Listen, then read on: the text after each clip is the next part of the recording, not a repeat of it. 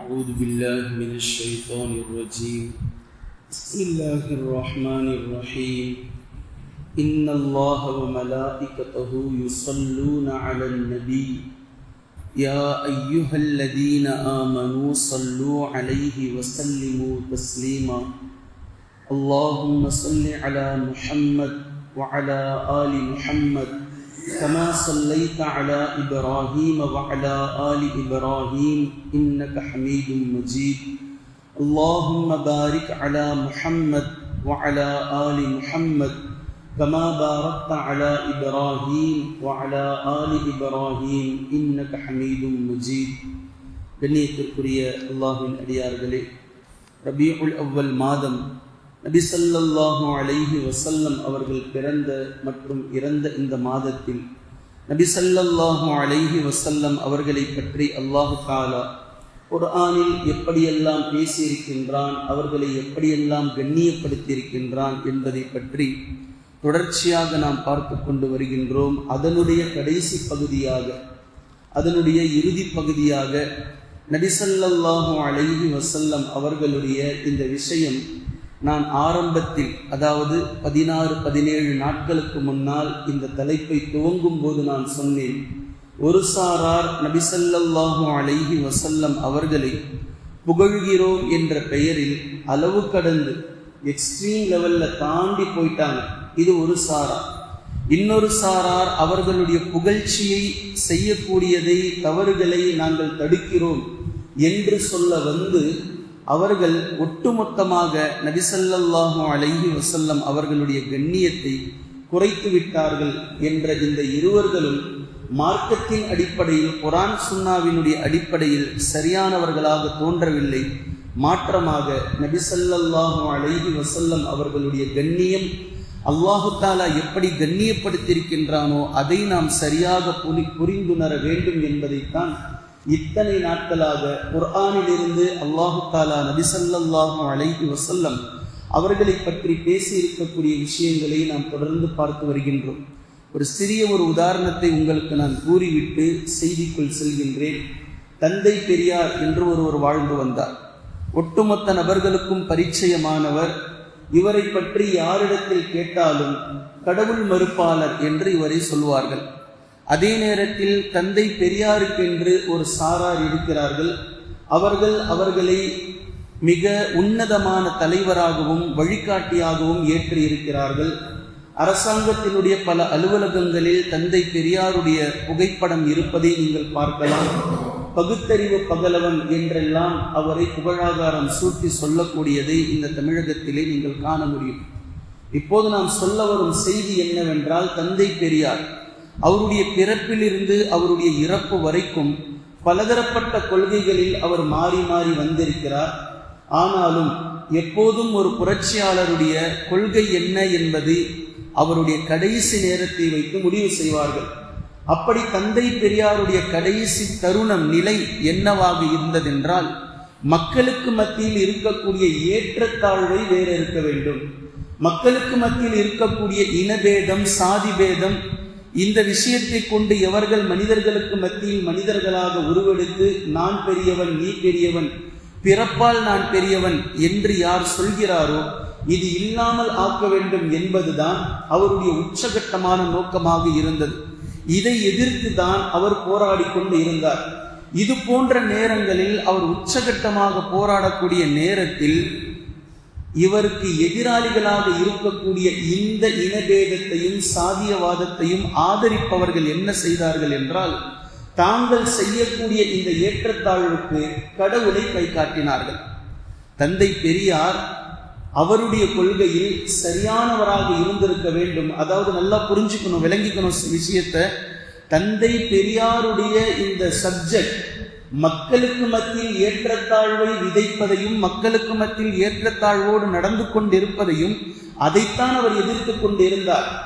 இப்போது மக்கள் இப்படிப்பட்ட ஏற்றத்தாழ்வுக்கு காரணமே எங்களுடைய கடவுள்தான், கடவுள்தான் எங்களை அப்படி படைத்திருக்கிறார், நான் பிறப்பால் உயர்ந்தவன் தான், அவன் பிறப்பால் தாழ்ந்தவன் தான் என்று கடவுளை காட்டக்கூடிய நேரத்தில் தந்தை பெரியார் தங்களுடைய கொள்கையில் உறுதியாக இருந்திருக்க வேண்டும். அவர் சின்னதா என்ன செஞ்சுக்கிட்டார் அப்படின்னா லேசா சேஞ்ச் பண்ணிக்கிட்டாரு. இந்த மக்களுக்கு மத்தியில் ஏற்றத்தாழ்வு இருப்பதை ஒழிக்க வேண்டும் என்பதற்காக கடவுளுடைய பெயரை சொல்லித்தானே நீங்கள் இதை காட்டுகிறீர்கள், கடவுளே இல்லை போங்க அப்படின்னு சொல்லிட்டார். அவருடைய நோக்கம் கடவுள் இல்லை என்பதல்ல, கடவுள் இல்லை என்று சொல்வதற்காக அவர் வரவும் இல்லை.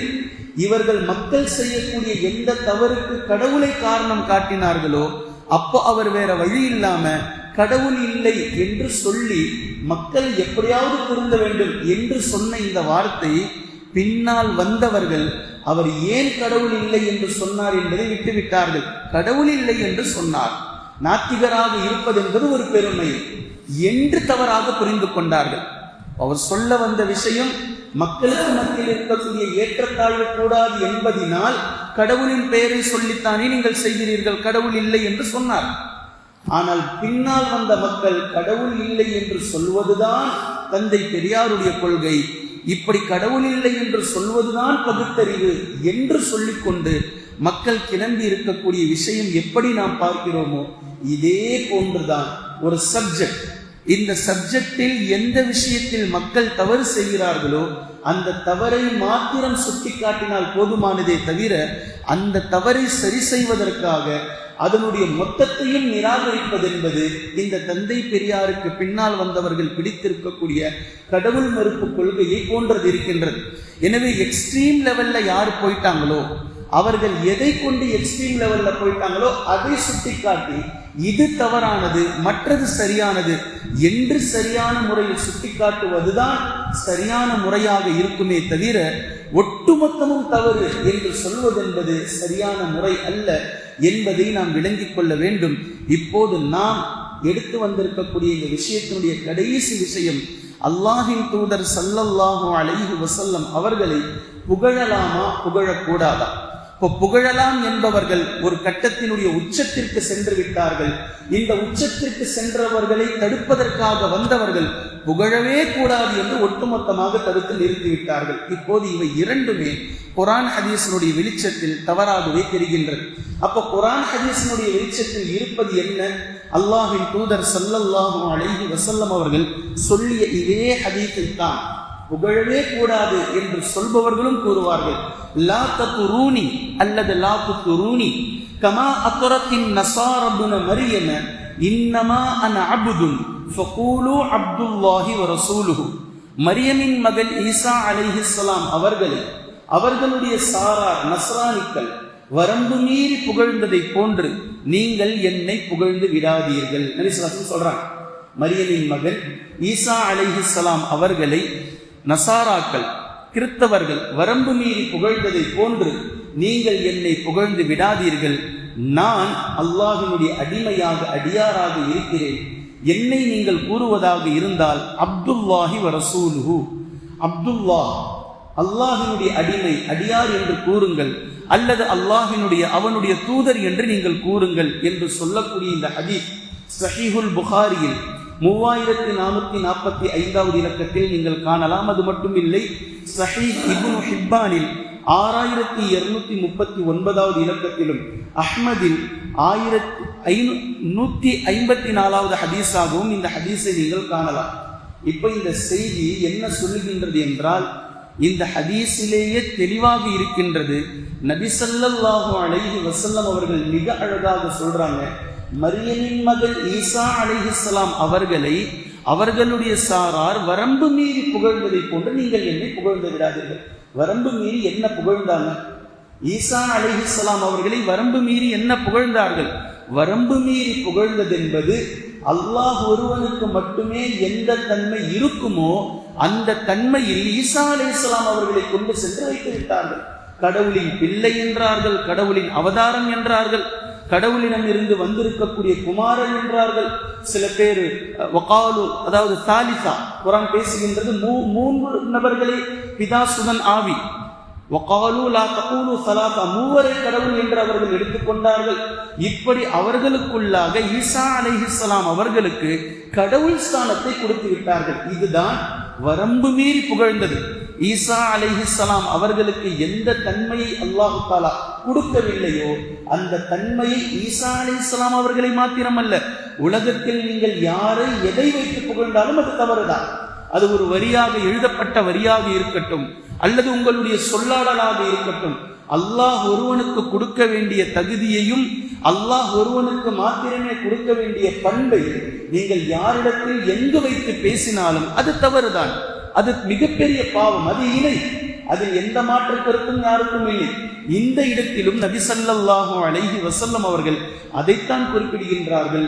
ஈசா அலைஹிஸ்ஸலாம் அவர்களை அவர்களுடைய சாரார் வரம்பு மீறி புகழ்ந்ததை போன்று நீங்கள் என்னை புகழ்ந்து விடாதீர்கள். என்ன கடவுள் என்றோ நான் கடவுளுடைய அவதாரம் என்றோ தயவு செஞ்சு இந்த மாதிரி சொல்லிடாதீங்கப்பா.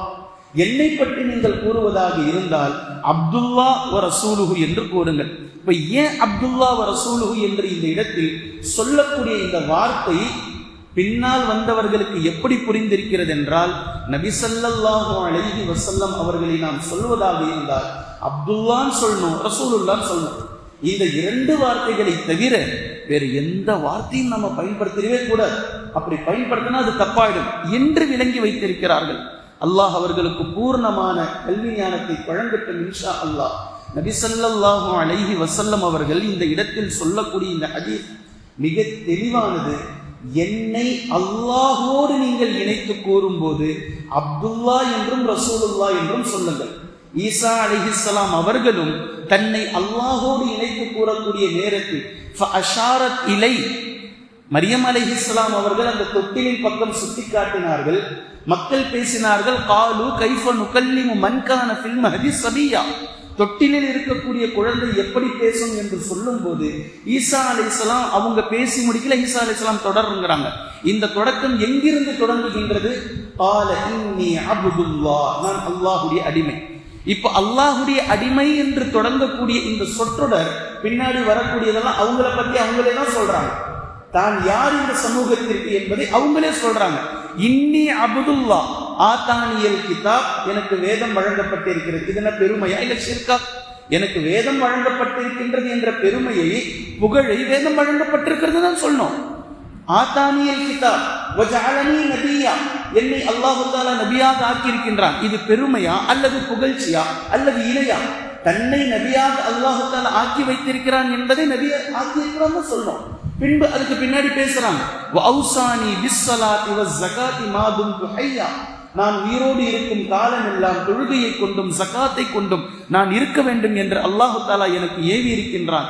அதற்கு பின்னாடி சொல்றாங்க, என் பெற்றோர்களிடத்தில் நான் என் தாயிடத்தில் நான் நல்ல முறையில் நடந்தாக வேண்டும் என்று அல்லாஹ் எனக்கு உபதேசம் செய்திருக்கின்றான். நான் கெட்டவன் இல்லை. அல்லாஹு தஆலா என்னை ஜப்பாரன் ஷகியாவாக ஆக்கவில்லை. என்னுடைய உள்மனம் கொடூரமான உள்மனமாக பெற்றோருக்கு என்னுடைய தாய்க்கு நோவினை செய்யக்கூடிய மனதின் அடிப்படையில் நான் இல்லை. பின்பு அல்லாஹினுடைய சாந்தி என்பது நான் பிறக்கும் போதும் நான் வாழும் போதும் நான் மௌத்தாகும் போதும் என் மீது இருந்து கொண்டே இருக்கும் என்று தனக்கான சாந்தியை தானே சொல்றாங்க. இது புகழ்ச்சியா அல்லது பெருமையா அல்லது இணையா? எதை அல்லாஹு தஆலா கொடுத்திருக்கின்றானோ அந்த தன்மையை வைத்து பேசுவது என்பது அது இணையோ புகழ்ச்சியோ அப்படி இல்லை. அல்லாஹு தஆலா எந்த விஷயத்தை கொடுத்து வைத்திருக்கிறானோ அது இருக்கின்றது என்று பேசுவதுதான் சரியானது.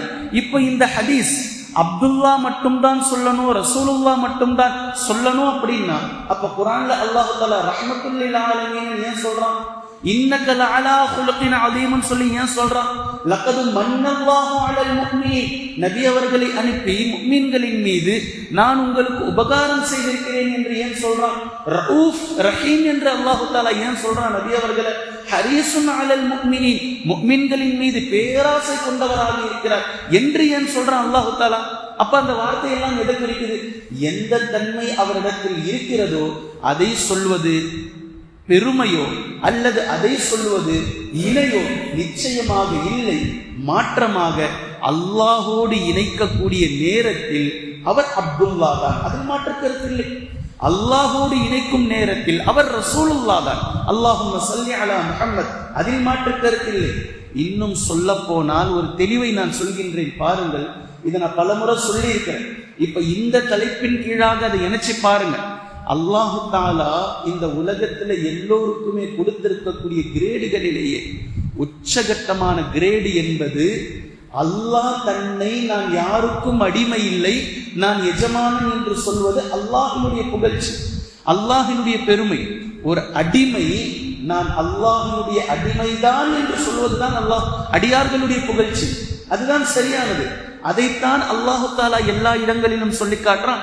மூசா அலைஹிஸ்ஸலாம் ஹதீர் அலைஹிஸ்ஸலாம் கிட்ட அனுப்பும் போது அவர் நம்முடைய அடியார் என்று பேசுகின்றான். அவருடைய பேர் கூட இல்லை குர்ஆன்ல. அவர் நம்முடைய அடியார். ஆனா அவருக்கு கொடுக்கப்பட்ட தன்மையை பேசுறான். ரஹ்மத்தை நாம் கொடுத்திருந்தோம், நம் புறத்தில் இருந்த ரஹ்மத் வழங்கப்பட்ட அடியார் அவர். அதே போன்று அய்யூப் அலைஹிஸ்ஸலாம் அவர்களை பற்றி கூறக்கூடிய நேரத்தில் நம்முடைய அடியார் அப்து என்று கூறுகின்றார். ஆனால் அய்யூப் அலைஹிஸ்ஸலாமுடைய தன்மையை பற்றி அல்லாஹ் தஆலா புகழ்ச்சியோடு பெருமையோடு பேசுகின்றான். நம்முடைய அடியாரை நாம் பொறுமைசாலியாக நாம் பெற்றுக்கொண்டோம், அவர் காத்திருந்த பொறுமையை நாம் பொறுமையாக பொறுத்து கொண்டோம், அங்கீகரித்தோம் என்று அல்லாஹ் தஆலா பேசுகின்றான். அல்லாஹ் பல இடங்களில் அடியார் அடியார் என்று பேசக்கூடிய இந்த புகழ்ச்சி என்பது மிக தெளிவானது. மிஅராஜை பற்றி நபி ஸல்லல்லாஹு அலைஹி வஸல்லம் அவர்களை பேசும்போது அல்லாஹ் அப்து என்ற வார்த்தையை கொண்டுதான் பேசுகின்றார். சுப்ஹானல்லதி அஸ்ரா பிஅப்திஹி லைலம் மினல் மஸ்ஜிதில் ஹராமி இலல் மஸ்ஜிதில் அக்ஸா. இங்க ரெண்டு விஷயத்தை அல்லாஹ் தஆலா உன்னிப்பா கொண்டுட்டு வரான். அவர் என்னுடைய அடியார், அதனாலதான் அவரை கொண்டுட்டு போனேன். அவர் எனக்கு கட்டுப்பட்ட அடியார், நான் எப்படி வாழ சொல்லியிருக்கின்றேனோ அந்த அடிப்படையில் வாழ்கிறார்.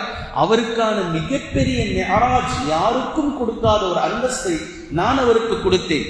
அதே நேரத்தில் அப்படியே அதனுடைய ரிவைஸ், இவ்வளோ பெரிய அந்தஸ்தை அடைந்து விட்டதினால் அவர் கடவுளுடைய அந்தஸ்தை அடையவில்லை, அவர் அபுதுதான். அல்லாஹு தஆலா இப்படியும் அதை புரிய வைக்கிறான், இப்படியும் இப்படி புரிய வைக்கிறான். இப்ப நாம இந்த இடத்தில் மிக தெளிவாக அதை புரிந்து கொள்ள வேண்டும். இதுதான் இதனுடைய விஷயம். இந்த ஹதீஸை உமர் இப்னுல் ஹத்தாப் ரலியல்லாஹு அன்ஹு அவர்கள் அறிவிக்கிறார்கள். எனவே அப்துல்லா ரசூலுல்லாஹ் என்று சொல்லக்கூடிய இந்த இரண்டு தன்மைகளும் நாம ஆழமா விளங்கணும். நபி அவர்கள் நமக்கு டாபிக் கொடுக்கறாங்க, தலைப்பை கொடுக்கறாங்க. அப்துல்லா மட்டும் சொல்லுங்க, ரசூலுல்லாஹ் மட்டும் சொல்லுங்க என்பதல்ல. இந்த ஹதீஸை சஹாபாக்கள் இப்படி விளங்கி இருந்தால், நான் ஒரு நாள் இரவு சந்திரனை பார்த்தேன், நபி அவர்களை பார்த்தேன், சந்திரனை விட பௌர்ணமியை விட நபி அவர்களுடைய முகம் அழகாக இருந்தது என்று சொல்லியிருக்க மாட்டார்கள். நான் நபி ஸல்லல்லாஹு அலைஹி வஸல்லம் அவர்களுடைய கன்னத்தில் கையை வைத்தேன், அதைவிட குளுமையானதை நான் கண்டேன் என்று சொல்லியிருக்க மாட்டார்கள். நான் நபி ஸல்லல்லாஹு அலைஹி வஸல்லம் அவர்களுடைய கரத்தை பிடித்தேன், அது பட்டு துணியை விட மென்மையாக இருந்தது என்று சொல்லியிருக்க மாட்டார்கள். நபி ஸல்லல்லாஹு அலைஹி வஸல்லம் அவர்கள் ஹிஜ்ரத் செய்து செல்லக்கூடிய நேரத்தில் உம்மு மஅபத் ரலியல்லாஹு அன்ஹா அவர்களுடைய வீட்டில் ஆட்டினுடைய பாலை கறந்து குடிக்கிறார்கள். தன்னுடைய கணவர் வந்ததற்கு பின்னால் ஒட்டுமொத்தமாக ஒரு பேராகிராஃப் அளவிற்கு நபி ஸல்லல்லாஹு அலைஹி வஸல்லம் அவர்களை பற்றி உம்மு மஅபத் ரலியல்லாஹு அன்ஹா அவர்கள் புகழ் பாடுகிறார்கள். நபி அவர்களுடைய கண்கள் இப்படி இருந்தது, நபி அவர்களுடைய கைகள் இப்படி இருந்தது, நபி அவர்கள் தூரத்தில் இருந்து பார்ப்பதற்கு இப்படி இருந்தார், நபி அவர்கள் அருகே சென்று பார்த்தால் இப்படி இருந்தார், அவருடைய மொழி இப்படி இருந்தது, அவருடைய பேச்சு இப்படி இருந்தது, அவருடைய எப்படி எப்படி வர்ணனை. இப்ப வர்ணனை என்பது தவறல்ல, வர்ணனை என்பது அங்க போய் சேர்க்கக்கூடாது. அல்லாஹ் எந்த தன்மையை நபி அவர்களுக்கு கொடுக்கவில்லையோ, நபி அவர்களுக்கு மாத்திரம் அல்ல, யாருக்கும் எந்த தன்மையை அல்லாஹு தஆலா கொடுக்கலையோ அந்த தன்மையை வைத்து பேசக்கூடாது. இதை நாம் தெளிவாக புரிந்து கொள்ளக்கூடிய இரண்டு அம்சங்களை புரிந்து கொண்டால் நாம் விளங்கிக் கொள்ளலாம். ஒன்று ஹல்க், மற்றொன்று வஸ்ஃப். இது தெளிவா புரிஞ்சுக்கணும். ஹல்க் என்பது படைப்பு, வஸ்ஃப் என்பது அந்த படைப்பிடத்திலே இருக்கக்கூடிய தன்மை. இப்போ அல்லாஹு தஆலா நம்மை படைத்திருக்கிறான், நாம் மஹ்லூக். அல்லாஹ் ஒருவன் மட்டும்தான் ஹாலிக், அவனை தவிர உலகத்தில் எல்லாமே மஹ்லூக். இந்த மஹ்லூக்கை நாம் புகழ்வதோ வர்ணிப்பதோ எந்த வகையிலும் ஷிர்க். ஒரு படைப்பை பார்த்து நாம் புகழ்கின்றோம். இந்த மரம் எவ்வளவு உயரமா இருக்குல்ல, இந்த பூ எவ்வளவு அழகா இருக்குல்ல, இந்த பூல வாசனை எவ்வளவு சூப்பரா இருக்குல்ல, படைப்பு. அது எப்படி படைக்கப்பட்டிருக்கின்றது என்று பார்த்தவுடன் நம் கண்களை கவருவதை நாம் சொல்கின்றோம். இது ஷிர்க் அல்ல, மாற்றமாக இதுவும் நீங்கள் அல்லாஹ்வை புகழ்வதனுடைய ஒரு வடிகால். ஒரு பெயிண்ட் இருக்கு, பெயிண்ட் வரையப்பட்ட ஒரு படம். இந்த வரையப்பட்ட பெயிண்டிங்கை பார்த்து நீங்கள் புகழ்கிறீர்கள். இந்த புகழ் யாருக்கானது? அந்த பெயிண்ட்டுக்கானதல்ல, பெயிண்டருக்கானது. யார் அதை வரைந்தாரோ அவருக்கு டைரக்டா போய் சேரும். அதைத்தான் அல்லாஹ் தஆலா முதல் வசனத்தில் குறிப்பிடுகின்றான். அல்ஹம்துலில்லாஹி ரப்பில் ஆலமீன். நீங்கள் ஒரு மரத்தை புகழ்ந்தாலோ, நீங்கள் ஒரு பூவை புகழ்ந்தாலோ, நீங்கள் கடல் அலையை ரசித்தாலோ, நீங்கள் செம்மேகத்தை பார்த்தாலோ, அதிகாலை சூரியனுடைய சன்ரைஸையும் சன்செட்டையும் நீங்கள் பார்த்து புகழும் போதெல்லாம் இந்த புகழ்ச்சி எல்லாம் இதை யார் உருவாக்கி செய்து கொண்டிருக்கின்றானோ, எவன் படைத்தானோ அது டைரக்டாக அவனுக்கானதுதான். இப்போ ஹல்கை, படைப்பை, படைக்கப்பட்ட பொருளை நீங்கள் புகழ்வதென்பது எந்த விதமான மாற்றத்தையும் கொடுக்காது. அதே போன்று இரண்டாவது வஸ், படைக்கப்பட்ட பொருளிலோ அல்லது படைக்கப்பட்ட மனிதரிடத்திலோ அல்லது படைக்கப்பட்ட வானவர்களிடத்திலோ அல்லது படைக்கப்பட்ட ஜின்களிடத்திலோ எல்லாமே மஹ்லூக் தான். படைக்கப்பட்ட விதங்கள் வெவ்வேறானது, படைக்கப்பட்டவர்களில் இருக்கக்கூடிய வஸ்ஃப், தன்மைகள் வெவ்வேறானது. இப்ப இந்த தன்மையை நீங்கள் தாராளமாக புகழலாம். அந்த தன்மை அந்த நபரிடத்தில், அந்த பொருளிலே இருக்க வேண்டும். இல்லாததை புகழ்வதைத்தான் குர்ஆன் எதிர்க்கிறது. இல்லாததை புகழ்வதை தவிர்க்கிறது. அதுல யாருக்கும் மாற்று கருத்து இல்லை.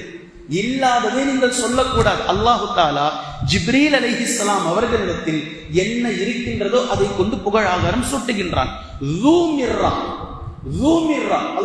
அல்லாஹ்வே படைத்து அல்லாஹ்வை புகழ்கின்றான். இது அல்லாஹ்வினுடைய மிகப்பெரிய பெருந்தன்மை. ஜிப்ரீல் அலைஹிஸ்ஸலாம் அவர்கள் அழகானவர்கள் என்று அல்லாஹ் பேசுகின்றான். ஜிப்ரீல் அலைஹிஸ்ஸலாம் அவர்கள் ஜூமிர்ரா என்றால் நுண்ணறிவாளர் என்று பேசுகின்றான். அல்லாஹ்வை விட நுண்ணறிவாளன் வேறு யாரும் இல்லை. ஜிப்ரீல் அலைஹிஸ்ஸலாம் அவர்களுக்கு கொடுக்கப்பட்ட நுண்ணறிவு அல்லாஹ்வின் புறத்திலிருந்து வழங்கப்பட்டது. அல்லாஹ்வை விட அழகானவன் யாரும் இல்லை. ஜிப்ரீல் அலைஹிஸ்ஸலாம் அவர்களுக்கு கொடுக்கப்பட்டிருக்கக்கூடிய அழகு என்பது அல்லாஹ்வின் புறத்திலிருந்து கொடுக்கப்பட்டிருக்கின்றது. என்றாலும் அல்லாஹு தஆலா ஏன் இப்படி பேசுகின்றான்? யாரிடத்தில் எந்த தன்மை இருக்கின்றதோ அந்த தன்மையை கொண்டு அவரை புகழ்ந்து சந்தோஷப்படுத்துவது என்பது அல்லாஹ்விடத்தில் இருக்கக்கூடிய ஒரு அழகான வழிமுறை. இதை நபி ஸல்லல்லாஹு அலைஹி வஸல்லம் அவர்களும் செய்திருக்கிறார்கள். மலையின் மீது ஏறக்கூடிய நேரத்தில் 2 சுஹதாக்களும் ஒரு சித்தியத்தும் இருக்கிறார் என்று அவர்களுடைய பேரை சொல்லாமல் அவர்களுக்கு எந்த கிரேடிங் இஸ்லாத்தில் இருக்கிறதோ அந்த கிரேடை கொண்டு ஏன் நபி அவர்கள் புகழாகாரம் சூட்டுகிறார்கள்? எந்த தன்மை யாரிடத்தில் இருக்கிறதோ அந்த தன்மையை கொண்டு அவரிடத்தை புகழ்ந்து அவருக்கு சந்தோஷப்படுத்தி அவரை பாராட்டி பேசுவது என்பது நபி ஸல்லல்லாஹு அலைஹி வஸல்லம் அவர்களுடைய ஒரு அழகான சுன்னா. சில சஹாபாக்களுடைய வீரத்தை பாராட்டி இருக்கிறார்கள், சில சஹாபாக்களுடைய தக்வாவை பாராட்டி இருக்கிறார்கள், சில சஹாபாக்களுடைய ஈமானை பாராட்டி இருக்கிறார்கள், சில சஹாபாக்களுடைய கிராத்தை பாராட்டி இருக்கிறார்கள், சில சஹாபாக்களுடைய எழுத்தையும் இல்மையும் அவரவர்களுடைய தகுதிக்கு ஏற்ப எந்தெந்த சஹாபாக்களிடத்தில் எந்த தன்மை இருந்ததோ அந்த தன்மையை பாராட்டி புகழ்ந்து நபி ஸல்லல்லாஹு அலைஹி வஸல்லம் அவர்கள் பேசியிருப்பதை நாம் ஹதீஸ்களிலே பார்க்கிறோம். எனவே கண்ணியத்திற்குரிய அல்லாஹ்வின் அடியார்களே, இந்த 2 தன்மையை நாம் புரிந்து கொள்ள வேண்டும். படைக்கப்பட்ட விஷயத்தில் நீங்கள் புகழ்வது, நாம் படைக்கப்பட்டவன் இருக்கக்கூடிய அந்த படைப்பை நீங்கள் புகழ்வது, அது படைப்பாளனையே போய் சேரும். இரண்டாவது வஸ்ஃப், எந்த தன்மை அந்த படைக்கப்பட்ட பொருளில் மனிதனில் இருக்கிறதோ, ஒருவரில் இருக்கிறதோ அதை புகழ்வதை கொண்டு எந்த விதமான தவறும் இல்லை. அந்த அந்த புகழ்ச்சி அந்த தன்மை அவரிடத்தில் இருக்க வேண்டும். இல்லாததை புகழக்கூடாது. இதுல கவனமா இருக்கணும். அந்த மனிதரிடத்தில் எந்த பண்பு இல்லையோ, எந்த வஸ்ஃபு இல்லையோ அதை கொண்டு புகழக்கூடாது. இதில் கவனமா இருக்கணும். இப்போ இந்த 2ஐ தான் நபி ஸல்லல்லாஹு அலைஹி வஸல்லம் அவர்கள் அங்கு டாபிக்கா கொடுக்கறாங்க. என்ன டாபிக்? அப்துல்லான்னு சொல்றாங்க. இது ஹல்க். நான் மனிதனாக படைக்கப்பட்டேன் என்று சொல்வதை காட்டிலும் நான் அல்லாஹ்வுடைய அடிமையாக படைக்கப்பட்டிருக்கிறேன் என்று சொல்வதுதான் ஒரு அடியாருடைய அழகு. அதை நபி ஸல்லல்லாஹு அலைஹி வஸல்லம் அவர்கள் அங்க சரியா செய்றாங்க. இரண்டாவது, நபி ஸல்லல்லாஹு அலைஹி வஸல்லம் அவர்களுக்கு இந்த உலகத்தில் ஏகப்பட்ட பண்புகள் இருக்கின்றது. சிறந்த பண்பு. இந்த எல்லா பண்புகளை விடவும் ப்ரொஃபஷன் என்ற ஒரு பண்பு இருந்தது. அது ரசூலுல்லாஹ் என்ற பண்பு. அந்த பண்பை தான் நபி ஸல்லல்லாஹு அலைஹி வஸல்லம் அவர்கள் அந்த ஹதீஸ்ல வச்சு, படைக்கப்பட்ட விஷயத்தில் நான் அப்துல்லா, ப்ரொஃபஷனாக என்னுடைய பண்புகளில் நான் ரசூலுல்லாஹ், இது என்னுடைய தலைப்பு. இந்த தலைப்பின் கீழாக நீங்கள் என்ன வேணா சொல்லுங்க, ஆனா இந்த தலைப்புக்கு மேல போய் சொல்லிடாதீங்க, அது அல்லாஹோடு இணைத்து நீங்கள் சொல்லிவிடாதீர்கள் என்பதைத்தான் இந்த ஹதீஸில் நபி ஸல்லல்லாஹு அலைஹி வஸல்லம் அவர்கள் நமக்கு மிக தெளிவாக புரிய வைக்கிறார்கள். எனவே கண்ணியத்திற்குரிய அல்லாஹ்வின் அடியார்களே, புகழ்கிறோம் என்ற பேரில் எக்ஸ்ட்ரீமுடைய அளவில் அப்துல்லா ரசூலுல்லாவுக்கு மேலாக சென்றதும் தவறானது. புகழக்கூடாது என்ற பெயரில் அப்துல்லா ரசூலுல்லா என்பதற்கு கீழாக நபி ஸல்லல்லாஹு அலைஹி வஸல்லம் அவர்களை புகழாமலேயே விட்டுவிட்டதும் தவறானது. எனவே நபி ஸல்லல்லாஹு அலைஹி வஸல்லம் அவர்களுடைய கண்ணியத்தை குர்ஆன் சுன்னாவினுடைய அடிப்படையில் எந்த புகழாகாரம் இருக்கின்றதோ, எந்த தன்மை இருக்கின்றதோ அதை பேசுவதில், அதை புகழ்வதில், நபி அவர்களை கண்ணியப்படுத்துவதில் எந்த விதமான தவறும் இல்லை என்பதை நாம் நிதானமாக இந்த இடத்தில் பொது சிந்தனையோடு விளங்கிக் கொண்டால் எந்த பிரச்சனையும் இந்த இடத்தில் இல்லை. நபி ஸல்லல்லாஹு அலைஹி வஸல்லம் அவர்களுடைய கண்ணியம், அவர்களுடைய புகழாகாரம் நாம் உயர்த்த வேண்டிய எந்த அவசியமும் இல்லை. மாற்றமாக வரஃபஅனா லக திக்ரக், அல்லாஹ்வே நபி ஸல்லல்லாஹு அலைஹி வஸல்லம் அவர்களுடைய புகழை கியாமத் நாள் வரை உயர்த்தி வைத்திருக்கின்றான். கியாமத்திற்கு பின்பும் உயர்த்துவான். சொர்க்கத்திலும் நபி ஸல்லல்லாஹு அலைஹி வஸல்லம் அவர்களுடைய நபி ஸல்லல்லாஹு அலைஹி வஸல்லம் அவர்களுடைய புகழை அல்லாஹு தஆலா அந்தஸ்தை உயர்த்தித்தான் வைத்திருக்கின்றான். எனவே நபி ஸல்லல்லாஹு அலைஹி வஸல்லம் அவர்களின் மீது அளவுக்கு அதிகமாக நாம் ஸலவாத்தை சொல்வோம், அளவுக்கு அதிகமாக ஸலவாத்தை சொல்வோம். இந்த ஸலவாத்தின் மூலம் நாளை மறுமை நாளையில் நபி ஸல்லல்லாஹு அலைஹி வஸல்லம் அவர்களுடைய நெருக்கத்தை பெறக்கூடிய நல்லடியார்களுடைய பட்டியலில் அல்லாஹு தஆலா நம்மை சேர்த்தருள் புரிவானாக. குர்ஆனையும் ஹதீஸையும் தெளிவாக விளங்கக்கூடிய நன்மக்களாகவும் அதை நடைமுறைப்படுத்தக்கூடிய மக்களாகவும் அல்லாஹ் நம்மை ஆக்குவானாக. சுப்ஹானல்லாஹும்ம பிஹம்திக அஷ்ஹது அல்லா இலாஹ இல்லா அன்த அஸ்தக்ஃபிருக வ அத்தூபு இலைக்.